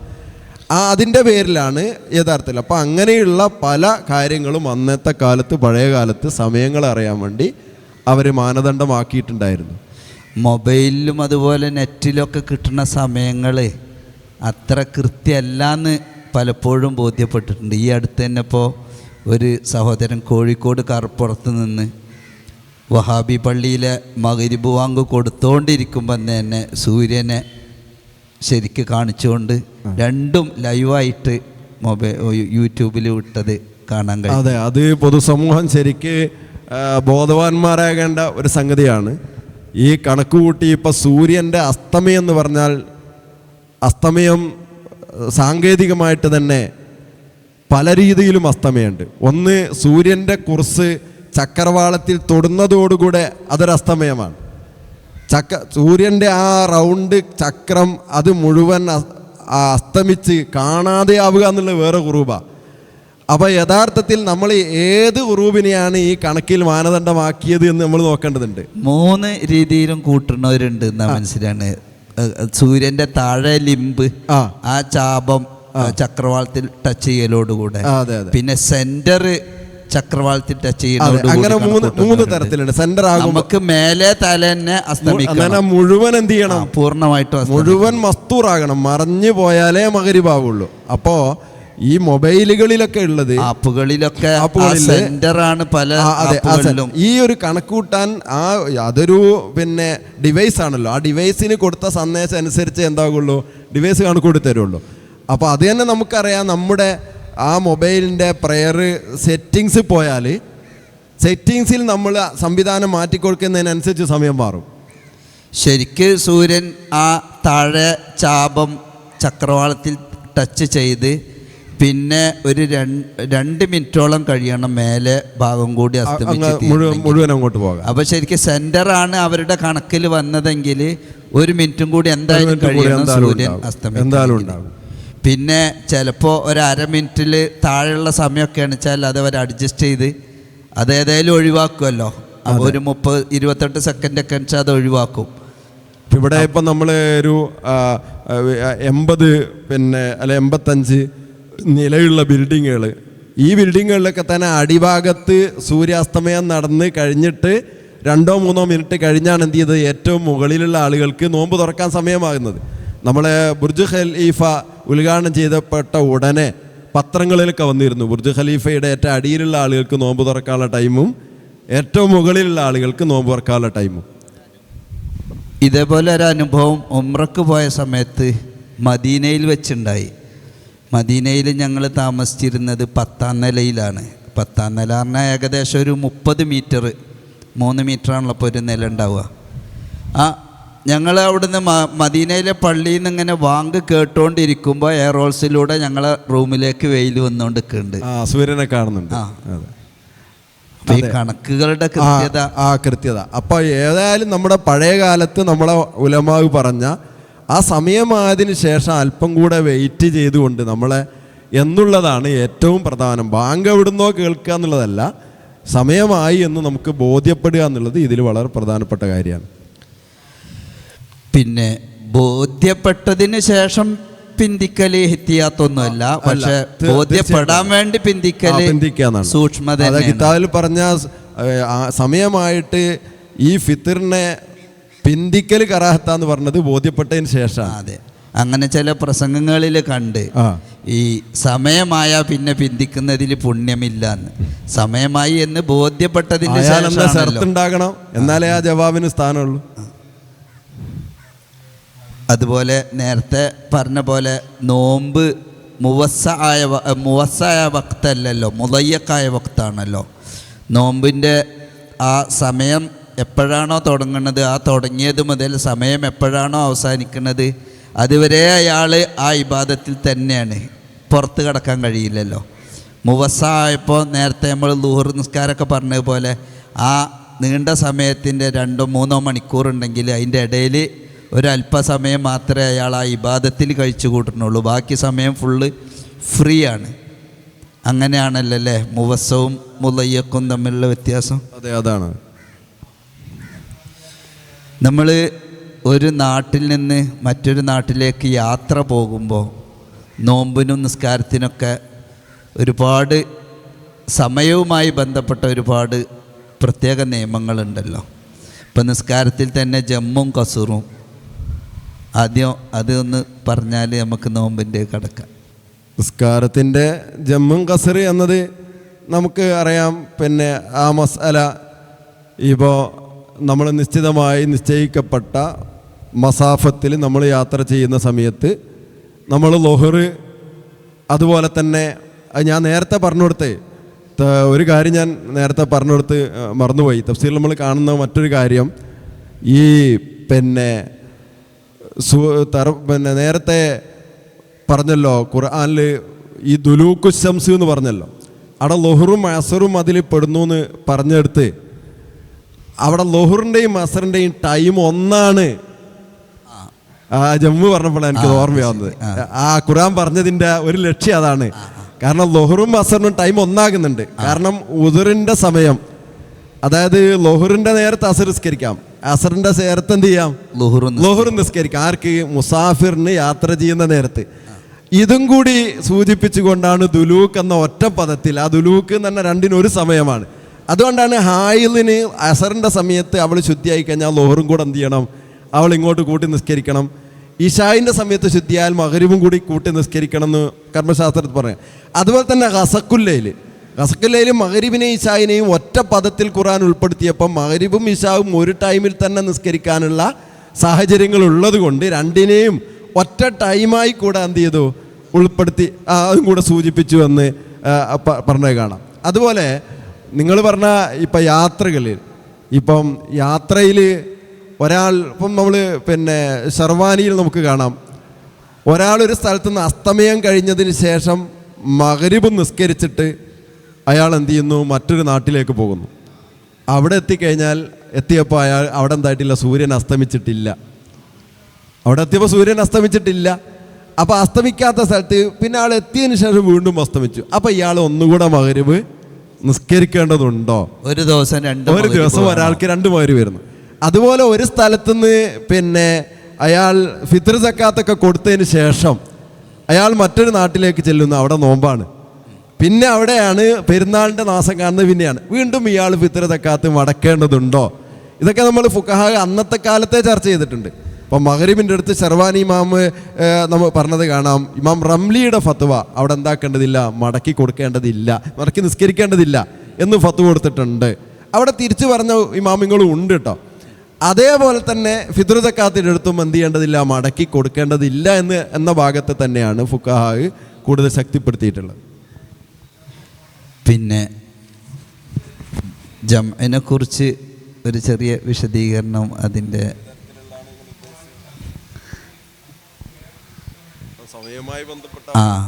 സമയവുമായി ബന്ധപ്പെട്ട് മഗ്‌രിബ് ഇശയും തമ്മിൽ ജമ്മാക്കാം. പക്ഷേ പകലുള്ള നിസ്കാരത്തെ രാത്രിയുള്ള നിസ്കാരത്തിലേക്ക് അത് രണ്ടും 2 സെക്ഷനായി തന്നെ തിരിച്ച മാതിരി തോന്നുന്നുണ്ട്. അങ്ങനെ തന്നെയാണുള്ളത്. അതായത് ഒരു യാത്രക്കാരന് എളുപ്പം ചെയ്യുമ്പോൾ മഗ്‌രിബും പിന്നെ അസറും മഗ്‌രിബും കൂടി ഒരു ജമ്മാക്കൽ ഉണ്ടാക്കിക്കൂടെ എന്ന് വേണമെങ്കിൽ ഒരാൾക്ക് ചോദിക്കാം. അത് പിന്നെ യാത്രകളെ എപ്പോഴും നമ്മൾ സംവിധാനിക്കുമ്പോൾ പകലിൽ യാത്ര, രാത്രി യാത്ര എന്നുള്ളതാണ്. പകലിനെയും പഴയകാലത്തും ഇപ്പോഴൊക്കെ തന്നെ യാത്രകളെ പിന്നെ രണ്ടും കൂടെ ജമ്മാക്കി. അത് യാത്രയിൽ പലപ്പോഴും പല ക്ലേശങ്ങളും ഉണ്ടാവും. സാധാരണഗതിയിൽ യാത്ര, പകലിൽ യാത്ര ചെയ്യുന്നു, രാത്രി. അപ്പോൾ പകലിൽ ളുഹ്ർ മുതൽ അസ്ർ വരെയുള്ള സമയത്ത്, മഗ്‌രിബ് വരെയുള്ള സമയത്ത് ഈ നിസ്കാരത്തെ ഒരിക്കലും നിസ്കരിക്കാൻ പറ്റാത്തൊരവസ്ഥ വരാതിരിക്കുക എന്നുള്ളതാണ് സ്വാഭാവികം. അതുപോലെ രാത്രിയും. അപ്പം അതുകൊണ്ടാണ് ഈ 2 നിസ്കാരങ്ങൾ എന്ത് ചെയ്യുന്നത്, ചേർത്തി പിടിച്ചിട്ടുള്ളതെന്ന് പിന്നെ ഈ ചർച്ചകളിൽ പറഞ്ഞത് കാണാം. പിന്നെ സമയവുമായി ബന്ധപ്പെട്ട് ഉസ്താദ് ഒരു ചെറിയൊരു വിശദീകരണം കൂടെ. നമുക്ക് അതോടുകൂടെ വൈൻഡപ്പ് ചെയ്യാം അല്ലേ? പിന്നെ സമയം അത് വളരെ പ്രധാനപ്പെട്ട ഒരു കാര്യമാണ്. അപ്പം നമുക്ക് ഈ സമയങ്ങളെ അള്ളാഹു നമുക്ക് ഇസ്ലാമിൽ പരിശോധിച്ച് നോക്കിയാൽ സമയങ്ങൾ കൃത്യമാക്കി നിസ്കാരം. ഇപ്പം നമ്മൾ പള്ളിയിൽ ജമാഅത്ത് അതൊരു സമയത്താണ് നടക്കുന്നത്. ജുമാ ഒരു കൃത്യമായ ഒരു സമയത്താണ് നടക്കുന്നത്. ഈ സമയത്ത് എനിക്ക് ഒരു ഓർമ്മ വന്നു. നമ്മൾ പിന്നെ കുറച്ച് വർഷങ്ങൾക്ക് മുമ്പ് നമ്മൾ ചില വിദ്യാർത്ഥികൾ പുറത്ത് ഒരു സ്ഥാപനത്തിൽ, ഒരു കോളേജിൽ പോയി പഠിക്കുന്നുണ്ടായിരുന്നു. അവിടെ അവർക്ക് ഈ ജുമാക്ക് പോകാനുള്ള പിന്നെ സമയം അവിടെ നിന്ന് കിട്ടുന്നില്ല ആ സ്ഥാപനത്തിൽ നിന്ന്. അപ്പോൾ അവിടെ നമ്മളെ മതത്തിൽപ്പെട്ട ഒരാളല്ല പ്രിൻസിപ്പളായിട്ടുള്ളത്. അപ്പോൾ അവരോട് പറഞ്ഞു ഇങ്ങനെ സൗകര്യം തരണമെന്ന് പറഞ്ഞു. അപ്പോൾ അവരെന്ത് ചെയ്യുന്നു വെച്ചാൽ സമയം കൊടുത്തു, ഒരു 1:45 ശേഷമുള്ള ടൈം കൊടുത്തു. അപ്പോൾ ഈ പ്രിൻസിപ്പളോട് പറഞ്ഞു, അദ്ദേഹം ഒരു ക്രിസ്ത്യാനിയാണ്, പ്രിൻസിപ്പളോട് പറഞ്ഞു 1:45 പോയിട്ട് കാര്യമില്ല, അതാ നിങ്ങൾക്ക് ആ സമയത്ത് പോയിട്ട് ചെയ്തു പോന്നാൽ പോരെ. അപ്പോൾ അയാൾ ചർച്ചിൽ ഞായറാഴ്ചയാണെങ്കിൽ അവർക്ക് സമയത്ത് പോയി കഴിഞ്ഞാൽ എന്ത് ചെയ്യാം, ഓരോരുത്തരുടെ ചെല്ലുന്നതിനനുസരിച്ച് അവരുടെ പ്രാർത്ഥന നിർവഹിച്ച് പോരാനുള്ള സംവിധാനമുണ്ട്. ആ സംവിധാനം തന്നെയായിരിക്കും ഇവിടെയും ഒന്ന് കരുതിയാണ് മൂപ്പര് പറയുന്നത് നിങ്ങൾ ഈ സമയത്ത് പോയിട്ട് ചെയ്തു പോന്നോളൂ എന്ന് പറയുന്നത്. അപ്പം അദ്ദേഹത്തോട് പറഞ്ഞു കൊടുത്തു അത് പോരില്ല, ഞങ്ങളെല്ലാവരും ഒന്നിച്ച് നിർവഹിക്കുന്നൊരു കാര്യമാണിത്, ഒരു സമയം നിശ്ചയിച്ച്. അപ്പോഴാണ് അതിൽ അയാൾ അപ്പോൾ പിന്നെ അയാൾക്ക് സമയം വിട്ടുകൊടുത്തു അയാൾ കൃത്യമായിട്ട്. ഞാൻ പറഞ്ഞത് ഇതുകൊണ്ട് മനുഷ്യനുള്ളൊരു സംഘടനാ ബോധത്തെ ഉണ്ടാക്കിയെടുക്കുന്നുണ്ട്. ഇപ്പം ജുമാ എന്തുകൊണ്ട് വെള്ളിയാഴ്ചയിൽ ളുഹറിൻ്റെ അസറിൻ്റെ ഇടയിൽ മറ്റുള്ളതുപോലെ ഓരോരുത്തർക്ക് സംഘമായി വന്ന് നിസ്കരിച്ച് പോയാൽ മതി എന്ന് വരാതെ ഒരു സമയത്ത് തന്നെ നിസ്കരിക്കുക എന്നുള്ള വന്ന് പരസ്പരം ഒരു സാമൂഹ്യ ജീവി അങ്ങോട്ടും ഇങ്ങോട്ടും മുഖത്തോട് മുഖം കാണാനും സംവദിക്കാനും സംസാരിക്കാനും വ്യവഹാരങ്ങൾ നടത്താനും ഇടപാടുകൾ നടത്താനൊക്കെ ഉള്ളൊരു അവസരം കൂടെ ഈ സമയം നിശ്ചയിച്ച ഇബാദത്തുകളിലുണ്ട്. ഓരോ ആഴ്ചയിലും ഉണ്ട്. അതുപോലെ തന്നെ ഹജ്ജ് നോക്കൂ നിങ്ങൾ. ഹജ്ജ് ഇപ്പം നമ്മൾ മറ്റ് മതങ്ങളുടെയൊക്കെ അവർക്കും ഇതേമാതിരി ആരാധനകളുണ്ട്. അപ്പം ആരാധനകളിൽ അവർ പ്രത്യേകമായ വേഷം ധരിച്ച് അവർ പോകുന്നു, മാല ധരിച്ച് പോകുന്നു.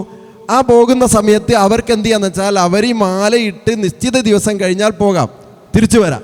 എല്ലാവരും കൂടെ മാലയിട്ട മുഴുവൻ എല്ലാവരും കൂടെ ഒരു സമയത്ത് ഒരുമിച്ച് കൂടുന്ന രീതിയില്ല. ഹജ്ജ് അങ്ങനെയല്ലല്ലോ.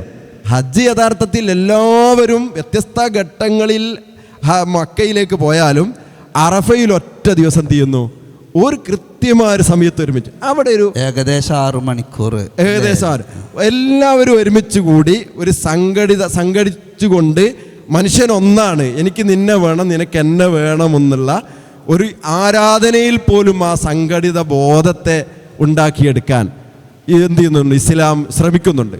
മറ്റൊരു കാര്യം, സമയം നിശ്ചയിച്ചു കൊണ്ടൊരു കാര്യം ചെയ്തു കഴിഞ്ഞാൽ മനുഷ്യന് അലസതയുണ്ടാവുകയില്ല. അലസത ഉണ്ടായിക്കഴിഞ്ഞാൽ ആ സംഗതി ചെയ്യാതെ പോകും. നമ്മളിപ്പോൾ വിദ്യാർത്ഥിയോട് കുറേ കാര്യങ്ങൾ പറഞ്ഞ് ഈ ഒരാഴ്ചയുള്ള ഉള്ളിൽ ഇത് ചെയ്തു വരണമെന്ന് പറഞ്ഞാൽ ആ ആഴ്ച എത്തിയിട്ട് കുട്ടിയോട് ചോദിച്ചാൽ അതൊന്നും ചെയ്തിട്ടുണ്ടാവില്ല. അതേസമയത്ത് ഇതിൽ ഒന്ന് നാളെ ആകുമ്പോഴേക്ക് ചെയ്യണം, മറ്റത് മറ്റന്നാളാകുമ്പോഴേക്ക് തരണം. പുസ്തകമൊക്കെ വായിക്കാൻ കൊടുക്കുമ്പോൾ മറ്റന്നാളേക്ക് വായിച്ചിട്ട് ആ പുസ്തകം തിരിച്ചു തരണം എന്ന് പറഞ്ഞാല് അത് വായിച്ച് തരും. അതേ സ്ഥാനത്ത് നമ്മളൊരാഴ്ച എന്ന് പറഞ്ഞ് ഏതെങ്കിലും സമയം എന്ന് പറഞ്ഞാൽ അത് അലസമായി അത് ഉപേക്ഷിക്കപ്പെടുന്ന രീതി ഉണ്ടാകുക. അപ്പം 5 നേരത്തെ നിസ്കാരത്തെ നിങ്ങൾ 17 റക്അത്ത് ഒരു ദിവസം നിസ്കരിച്ച് തീർക്കണം. അപ്പം നമുക്ക് ബുദ്ധി കൊണ്ട് ചിന്തിച്ചാൽ ചിലപ്പോൾ എളുപ്പമായിട്ട് തോന്നും. നല്ല ഭയങ്കര ഹാർഡായി വർക്ക് ചെയ്യുന്ന ഒരാൾക്കൊക്കെ സുബഹിസ്കാരത്തിന് ശേഷം 17 റക്അത്ത് നിസ്കരിച്ച് അയാൾക്ക് പോകാം. ഇനി രാവിലെ തന്നെ ജോലിയുള്ള കടൽ തൊഴിലാളികളൊക്കെ ആണെങ്കിൽ സുബീൻ്റെ അയാൾ അതൊക്കെ കഴിഞ്ഞ് വന്ന് ഉച്ചക്ക് 17 റക്അത്ത് നിസ്കരിച്ചാൽ മതി. മറ്റുള്ള പകലിൽ മുഴുവൻ ജോലിയുള്ള ആൾ രാത്രി 17 റക്അത്ത് നിസ്കരിച്ചാൽ മതി. ഇങ്ങനെയും ചെയ്യാമായിരുന്നല്ലോ ചെറയിൽ. പക്ഷേ അത് എന്ത് ചെയ്യുമെന്ന് വെച്ചാൽ ഒരു മൊത്തത്തിലൊരു കാര്യത്തെ ഒന്നിച്ചു കൊടുത്ത് അലസത സൃഷ്ടിക്കുന്ന ഒരു സ്വഭാവം ഉണ്ടാകാൻ പാടില്ല. ഓവർലോഡ് കൊടുക്കുക, ചെറുത് കൊടുത്തിട്ട് സമയബന്ധിതമായും കൃത്യനിഷ്ഠതയോടുകൂടിയും കാര്യങ്ങൾ ചെയ്യാൻ ഒരു മനുഷ്യനെ പഠിപ്പിക്കുക എന്നുള്ളത് ഈ നിസ്കാരങ്ങളിലുള്ള ഈ കാര്യങ്ങളിലൊക്കെ നമുക്ക് കാണാൻ കഴിയും. വിദ്യാർത്ഥികളെ സംബന്ധിച്ചിടത്തോളം പഠിക്കുന്ന വിഷയത്തിലും ഈ ഒരു രീതി കീപ്പ് ചെയ്താൽ ഒരുപാട് അതെ, ഇതിനെ മോഡലാക്കേണ്ടതുണ്ടാവും. ഈ രീതി തന്നെയാണ് എന്ത് ചെയ്യേണ്ടത്. അല്ലാതെ പരീക്ഷ വരുമ്പോൾ എല്ലാം കൂടെ എടുത്തിട്ടിട്ട് നോക്കുന്ന, വായിക്കുന്ന, എഴുതി തീർക്കുന്ന, നോട്ട് ഫുൾ ചെയ്യുന്ന, ഇതൊക്കെ എന്ന് വെച്ചാൽ അലസമാണ്. യഥാർത്ഥത്തിൽ ഇസ്ലാം കാണിച്ചു തന്ന വഴി അങ്ങനെയല്ല. സുബീക്ക് ചെയ്യേണ്ട സുബീക്ക് തന്നെ ചെയ്യാം. അസൈൻമെന്റ് എഴുതാനുള്ള ദിവസം 2 ദിവസം ഉറങ്ങുന്നില്ല, ഫുള്ളായിട്ട് മുഴുവൻ അങ്ങോട്ട് ചെയ്യും. അപ്പം ഞാൻ പറഞ്ഞു വന്നത്, ഖുർആൻ ഈ സമയബന്ധിതമായുള്ള ഇബാദത്തുകളിൽ മുഴുവൻ തന്നെ മനുഷ്യൻ്റെ ഈ സ്വകാര്യ ജീവിതത്തിലും സാമൂഹ്യ ജീവിതത്തിലൊക്കെ നമുക്ക് പാഠമാക്കേണ്ട, മാതൃകയാക്കേണ്ട ഒരുപാട് കാര്യങ്ങളുണ്ടെന്നും അതുപോലെ തന്നെ സമയമെന്നത് വളരെ വിലപ്പെട്ടതാണെന്നും സമയമാണ് യഥാർത്ഥത്തിൽ മനുഷ്യനെ വിജയത്തിലേക്ക് എത്തിക്കുന്നത് എന്നും ഈ സമയം എന്നൊരു കാര്യം നമുക്ക് നൽകപ്പെട്ടില്ലായിരുന്നുവെങ്കിൽ നാം സമ്പാദിച്ച ഉണ്ടാക്കിയെടുത്തൊരു കാര്യവും നമുക്ക് ലഭിക്കില്ല എന്നും. അതാണ് ഞാൻ ആദ്യം ഓതിയ വല്ലാസിരി ഇന്നൽ ഇൻസാന ലഫി ഖുസ്ർ എന്ന് പറഞ്ഞ ആ തുടക്കത്തിൽ ഞാൻ പറഞ്ഞിട്ടുള്ള. കാരണം നഷ്ടവും സമയവും തമ്മിൽ ചേർത്ത് പിടിച്ചപ്പോൾ സമയത്തെ നമ്മൾ ശ്രദ്ധിക്കുന്നില്ലെങ്കിൽ നഷ്ടമായിരിക്കും അതിൻ്റെ പിറകിൽ വരുന്നത് എന്ന ഒരു ബോധത്തെയാണ് ഖുർആനും ഇസ്ലാമും റസൂലുള്ളാഹി സ്വല്ലല്ലാഹു അലൈഹി വസല്ലമൊക്കെ നമ്മുടെ മുമ്പിൽ ചെയ്തു തന്നിട്ടുള്ളത്. ഈ സമയത്തിൻ്റെ ഇദാറത്തുൽ വഖ്ത്, ടൈം മാനേജ്മെൻറ്റ് എന്നുള്ളത് വളരെ പ്രധാനപ്പെട്ട കാര്യമാണ്. അതിൽ ഏറ്റവും നമുക്ക് കാണിച്ചു തന്ന അഷ്റഫുൽ ഖൽക്ക് റസൂലുള്ളാഹി സ്വല്ലല്ലാഹു അലൈഹി വസല്ലമയാണ്. ഭാര്യമാരുണ്ട്, അതുപോലെ തന്നെ അതിഥികളുണ്ട്, പിന്നെ അവിടുത്തെ നാട്ടിലുള്ള പള്ളിയിൽ വന്ന് നിസ്കരിക്കുന്നവരുണ്ട്, അനുയായികളുണ്ട്, ഇസ്ലാം സ്വീകരിക്കാൻ വരുന്ന ആളുകളുണ്ട്, ശത്രുക്കളുണ്ട്, എല്ലാ കാര്യങ്ങളും ഉണ്ടായിട്ട് സാധുക്കളുണ്ട്, പാവങ്ങളുണ്ട്. എല്ലാ കാര്യങ്ങളെയും മാനേജ് ചെയ്ത് ഇതെല്ലാം തന്നെ നമ്മളെ കൈകളിലേക്ക് സമയത്തെ വളരെ കൃത്യമായി ഉപയോഗപ്പെടുത്തിയത് കൊണ്ടാണ് റസൂലുള്ളാഹി സ്വല്ലല്ലാഹു അലൈഹി വസല്ലം തങ്ങൾക്ക് ഇത്രയും വലിയ ഒരു വിജയം ഈ ലോകത്തിന് എത്തിച്ചു കൊടുക്കാൻ സാധിച്ചിട്ടുള്ളത് എന്ന് നമുക്ക് മനസ്സിലാക്കാൻ സാധിക്കും. ഇനി എന്നാൽ നമ്മൾ വൈൻഡപ്പ് ചെയ്യല്ലേ. അല്ലാഹു തആല സ്വീകരിക്കുമാറാകട്ടെ. ആമീൻ ആമീൻ ആമീൻ. അസ്സലാമു അലൈക്കും വറഹ്മത്തുള്ളാഹി.